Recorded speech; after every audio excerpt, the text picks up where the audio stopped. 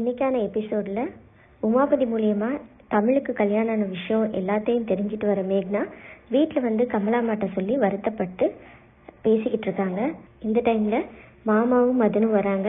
நாங்கள் இன்னைக்கு நைட்டு ஊருக்கு கிளம்புறோம், பெங்களூர் கிளம்புறோம், நீ எப்போ வர அப்படின்னு கேட்குறாங்க.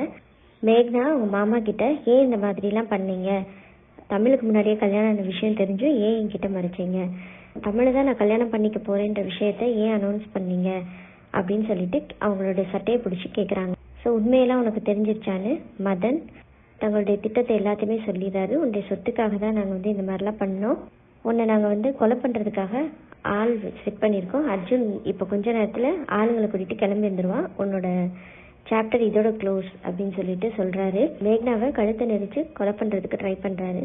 கமலாமா அந்த டைமில் மதனை தாக்கி கீழே தள்ளி விட்டுறாங்க. ஸோ இவங்க 2 பேரும் எஸ்கேப் ஆகிட்டு வெளியில் போகிறாங்க.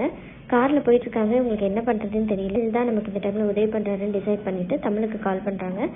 ஆனால் அந்த மொபைல் வந்து இப்போது சரஸ்வதி கையில் இருக்குது. சரஸ்வதி இதை பார்த்துட்டு ரிஜெக்ட் பண்ணுறாங்க. அதுக்கப்புறம் கண்டினியூஸாக மேக்னா கால் பண்ணுறதை பார்த்துட்டு அட்டன் பண்ணுறாங்க காலை. ஸோ நடந்த எல்லா விஷயத்தையும் மேக்னா சொல்லிவிட்டு மன்னிப்பு கேட்டுக்கிறாங்க. ஸோ தன்னை எல்லாம் பின்தொடர்ந்து வராங்க, என்னை காப்பாற்றுங்க அப்படின்னு சொல்லிட்டு கேட்குறாங்க. ஸோ அப்போ சரஸ்வதி, நீங்கள் வந்து புதுசாக ஃபேக்ட்ரி நைட் ஷிஃப்ட் ஒர்க் நடந்துகிட்ருக்கு, ஸோ நீங்கள் அங்கே போங்க, நானும் உங்கள் பின்னாடியே நான் வரேன் அப்படின்னு சொல்லிடுறாங்க. ஸோ இதுக்கு நடுவில் அர்ஜுனுக்கு அவங்க மாமா ஃபோன் பண்ணிடுறாரு.